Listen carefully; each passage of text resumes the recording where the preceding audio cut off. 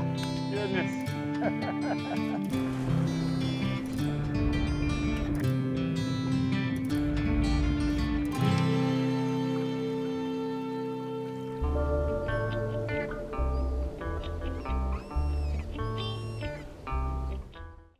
We've been wanting to get down to the Everglades for a while. It's a national treasure right here in our own backyard. It's something probably that we take for granted. This is kind of like our version of the Grand Canyon, and it's right here in the southern tip of Florida. We're fishing out of Flamingo, and we're talking about the southernmost tip of the peninsula of Florida. You access the national park, and you have a 45-minute drive to get down here. And I'm gonna tell you, just the drive in is part of the experience. The wildlife that you see, the beauty that you see, it's just a single road going right through the middle of swamps, and just getting there is half the fun. The Everglades are huge. We're talking about over 1.5 million acres, pretty much comprising the whole southern tip of Florida. And you have access points all along there. You have the northwestern access around Everglades City, and this is what you think of the 10,000 Islands area. And then you have all the way down to where we're launching from, down in Flamingo. God, what a pretty morning. First thing out here, we're in the Everglades National Park with Scott Cohen. We're down here in Flamingo, just launched the Triton. Absolutely beautiful. We're gonna fish the backside today. We thought it was gonna be a little windy. Yep, it still might be a little windy, but looking like much better conditions than expected. So we're gonna be hitting the creek mouths, the channel mouths, the points, a couple of the back bays, and just see how we do. This place is beautiful. If you've never been down to the Everglades National Park, it's giant, giant park. It takes 45 minutes to even drive into the park to get to the boat ramp, but I tell you what, when you get down here, it's well worth the drive. It definitely is. It is so pretty back here. There's so much to see, so hopefully the fish are chewing today. Hopefully. I'd give it a Looking go. forward to it. The inshore fishing in the Everglades is renowned, and that's why for years and years and years, people have been choosing this as a destination. You know, you have world-class tarpon fishing, great snook, trout, sight casting for reds in a lot of areas. So it's pretty much, you can do the whole gamut down here of inshore fishing in the Everglades. Little guy came out of those mangroves there. Oh, nice. Little snook looks like. Yeah. There we go. I got a bunch of bites right on that spot. Yeah, seeing double header. Little guy, you get a lot of big ones in here too? Oh yeah. Oh, there we go, double hookup. Oh, cool, little. Oh no, sea trout, sea trout. Oh, look at that. Ah. There he went. He's right there on the surface. Yeah, You can look see at him. that. Same spot though. Same exact spot. Threw that That's a gold nice little guy. shed in there. Little guy. Cool.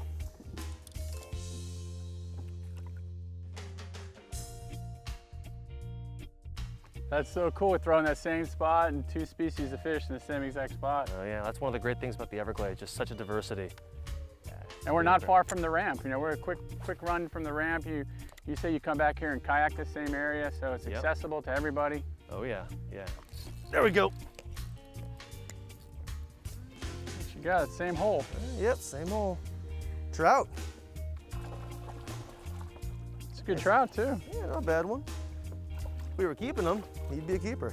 Hey, buddy. Buddy. Come on up.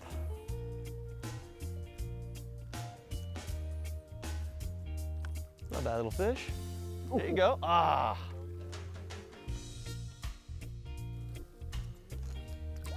He's on. Nice. Must have a little school of them there. Yeah. A lot of times when you get one, you keep throwing that same spot. These guys like to school up. Look at that. Look at those teeth for grabbing. Comes up and grabs a hold of his prey. There we go. Pretty fish. Look at those colors. The mangrove-lined shores in the Everglades, miles and miles and miles, and it all looks good. It's a breeding ground for juvenile snook and big snook as well. And the techniques that they utilize down here is just heavy structure, just like anywhere for snook. Heavy structure, but they're just in these mangroves, deep into these mangrove shorelines. You gotta get your bait way back in there, and you gotta have the ability to pull them out. It's incredible. You can literally, in the morning, go up into these creeks, fish for bass and redfish up in the cane patch, as we call them. There you go. Get them in here. Oh, nice snook. Nice snook. Right along the shoreline. Very good little guy. Flipped right along there, that gulp, and he just inhaled it. Let's see if his friend's in there too. That's cool. How neat is that? Look at that water. Tannic color, obviously, probably from all these vegetation and stuff, that natural tannin colors. But it's clear, it's nice and clear. Yeah. There's no turbidity to it. It's been windy. Juvenile snook. Probably a male. That's a little better than the last one. Yeah, getting 24. there. Definitely getting there.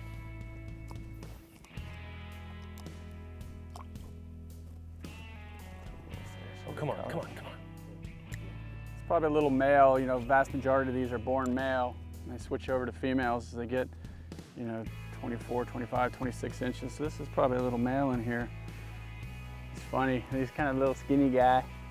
A little different than those East Coast snook. They're just giant fatties. Look at that flat bottom right there where they just lay on the bottom. Eyes are kind of high set, just ambush feeders, looking for that bait to come by. That lateral line they use to sense as well. So many people, you know, refer to these as nocturnal feeders, but they eat all day long. Oh, they do.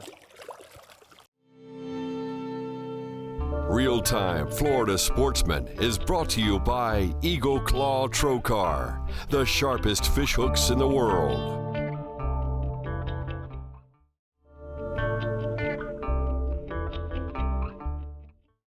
The Everglades is the third largest national park in the lower 48. So we're talking about in comparison with Yellowstone and the Grand Canyon. And we have this jewel right here in the southern tip of Florida. It's a really special place. It has an insanely diverse wildlife population. From birds to fish to mammals and threatened and endangered species, this is the only place where you get crocodiles and alligators that cohabitate. There you go. Nice. Get him out of there. It's a big snook, probably. Oh, no, it's a tarpon. There you go. Don't go towards the mangrove. That's rock for you. Get him out of those bushes. Get him out of those bushes. It's like 6-pound test. He ran right for the mangrove. Oh, yeah. Oh, get it back here. I tell you, you scale your tackle back. We found this little juvenile tarpon back here in this bay. This is 6-pound. How cool is that, throwing that savage shrimp? Yeah, look at him go. Nice. God, he tried to go to those mangroves. He jumped into the mangroves. Can't believe it. God, this is like a 100-yard stretch where we caught tarpon, snook, and trout so far, within a couple 100 yards of each other. He's getting those mangroves, get some pressure on him. I saw some shrimp free swimming down there, just going by the boat, so that's what made me tie this little shrimp on. It's definitely a good call. Yeah, but that's what they're back here, these estuaries. They push all this bait through, they push just massive amounts of nutrients out. It comes from Lake Okeechobee and just swarms down. Bait fish schools, I mean, you'll see schools of bait fish hundreds of yards long. It's just out of this world. And they're feeding on the shrimp and the algae and all that stuff. And oh, there it went. That was cool though. I got a lot of jumps out of him. Good. That was cool. I'll try to get another one. That was cool. When I think of the Everglades, I think of backcountry, super shallow, dark, tannic-stained water, mangrove-lined shores. And that's what you get. You get that here in Flamingo, but also you can get something totally different. You can get out on the Gulf. You can actually access this area from the Florida Keys. So you have these vast flats, grass flats, and these small little islands that dot the whole landscape south of Flamingo in Florida Bay.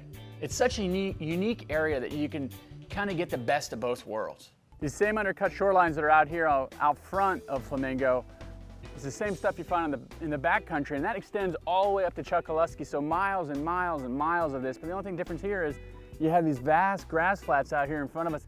It's amazing amount of, you know, diversity, also just the amount of water that you can come down here and fish. And like we talked about before, you can access this from the Keys, you can access this from down in Flamingo, and you can also access it from up in Chokoloskee. So several access points to fish a lot of water, a lot of productive water. there we go. Easy on them, easy, easy, easy. Just easy. They'll come off. Nice fish too. He's a real nice fish. We'll go in there and get him if we got it. Let him work himself off. Come on, baby. You got him hanging from the tree. He just come off? No, he's there. Oh, he did. Darn it. No, he's still there. He's still there. He's still there.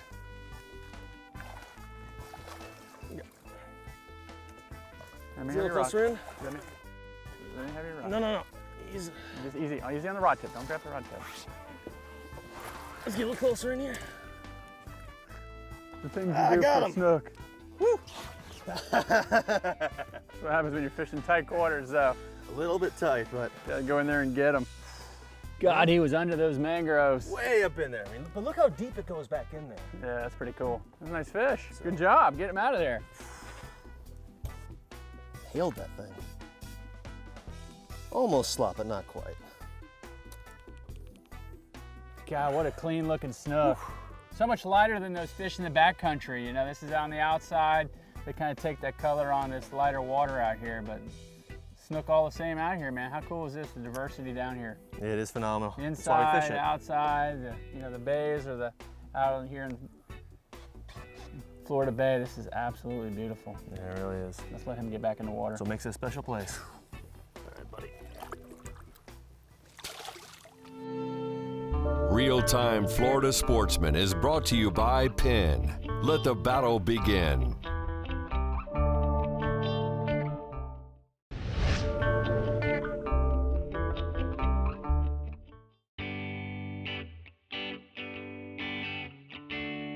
This week we're doing a lot of fishing around heavy structure, flipping underneath these mangroves. And I tell you, picking the right rod for this application is really key. You want to use probably a little bit shorter rod. You know, you're not making as long as casts, but you need accurate casts. So you don't need the longer rod for distance. So we're going to pair it up with maybe this is a 7-foot extra fast action.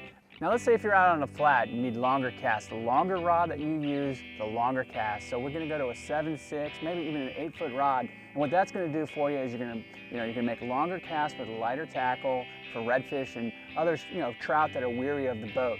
So really matching the rod to the type of fishing that you're doing is really, it's a vital key to a successful day on the water.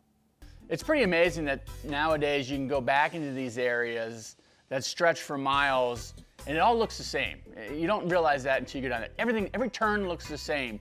So with this GPS mapping system, you don't really run the risk of getting lost. But think 50 years ago, before this ever existed, these guys that went down there and explored these areas, these were the pioneers. These guys were kind of, the rebels to get out there and blaze the trail. And I think that that's still what the lure is to the Everglades. You can get lost, in essence, and discover around every turn something new. And that's the beauty of the Everglades. How long have you been fishing down here, Scott? Since I was about 10 years old. Long, long time. Born and bred, Florida? Born and bred, South Miami. Oh, no doubt. Yeah, man. You're a Florida boy. Yep. And you spend other times, fishing other places, or this is kind of where your heart is? Well, I grew up around, the lakes and the canals and whatnot around South Miami, so lots of peacock bass, largemouth, all that. But by the time I learned to drive, finally get out here myself, that's when flamingo got most of my attention. And that's the thing, flamingo is, from Homestead, it's 45 minutes. Oh, there we go, nice. So from you, it's a decent drive, but I'd make the drive for this any day. Absolutely, keep them on there, good fish. You ate that savage, I put a little circle hook on there and that was the key. Good deal. Nice. God. Speaking of double hook up real quick. So acrobatic. Yeah, they're beautiful. Nice fish. Real nice fish. They're so hard to hook. I mean, we've probably hooked a dozen today. Easily. But to get them to the boat is a different story. I finally went to a circle hook, a little 3/0 Trocar circle hook. Just nose hooked the shrimp. It worked well. You just let them eat it. You just got to reel and just let them eat it. It's crazy. It's a great little technique. There's a lot of these. We found this little canal system here. and they're just loaded in here. Got 4 or 5 bites in the last 10 minutes. How cool is that fish? He's about done. We have a little 10 pounder, 15 pounder, 10 pounder. It's right in that range. Fun on this tackle. You scale your tackle back, and I tell you, these are more fun than a 150 pounder because you get just as much acrobatics out of them, and you don't kill yourself. You're not sitting there for 2 hours fighting a fish.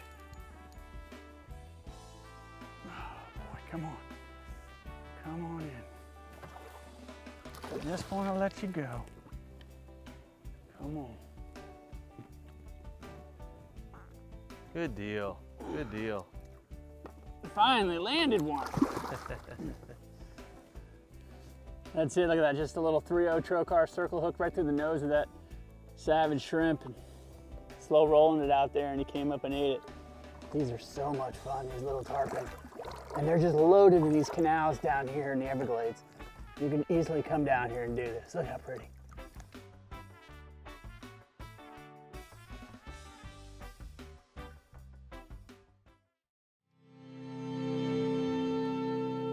Real-Time Florida Sportsman is brought to you by Yeti Coolers, built for the wild.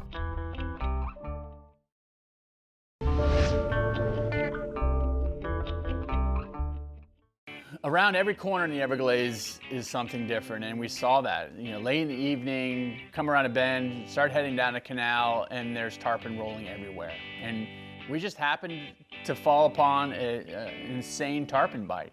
Juvenile tarpon, you scale your tackle back, and I tell you, it's the same thrill as catching a 150 pounder as catching a 10 pounder. There he is.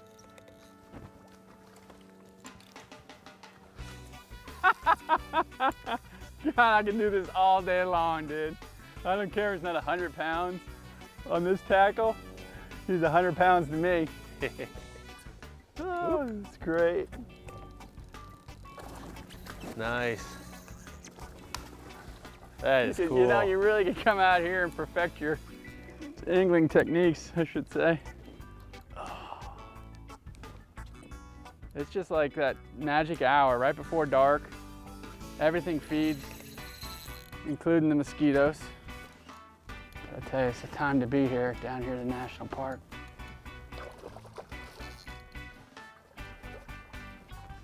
Nice little guy. Look at that. Circle hook right in his nose, right where it's supposed to be. A little smaller fish.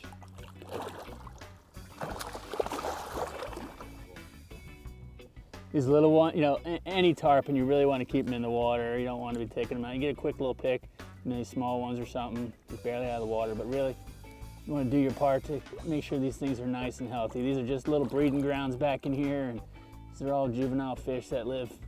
They've been around for 1 million years, and this fish will live 50, 60, 70 years old. So you want to make sure he's healthy to swim away. So I'm gonna let him go. All right, I'm gonna let this little guy go. How sweet is that? Tarpon and the Everglades go hand in hand.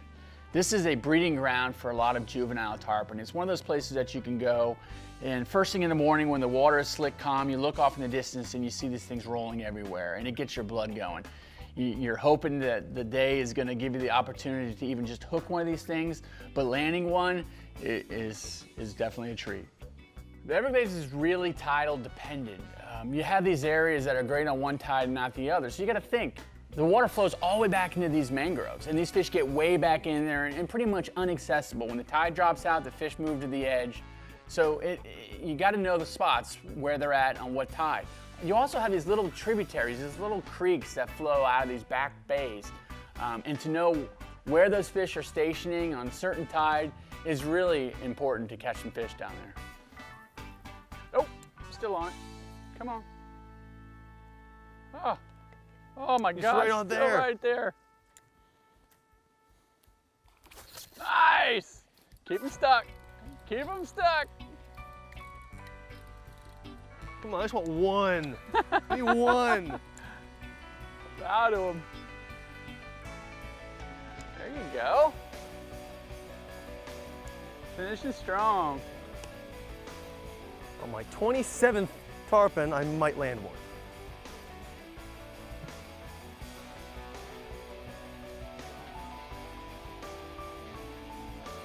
go. Cool, you got one. Got one. Doubled up. That's crazy. You got one, I just hooked one. Let's see if I can land mine next to yours. Hey, they're twins, look at them. Mine's a little smaller. How cool is this, man? We struggled all day to keep them stuck, and now you just can't do anything wrong. Mine's a little micro. Look at them. Oh, mine got off. Hit yours and broke off. Sweet. I tell you what, though, what a way to end it, man. Let him go, and before these mosquitoes pick us up and take us away, we better get out of here.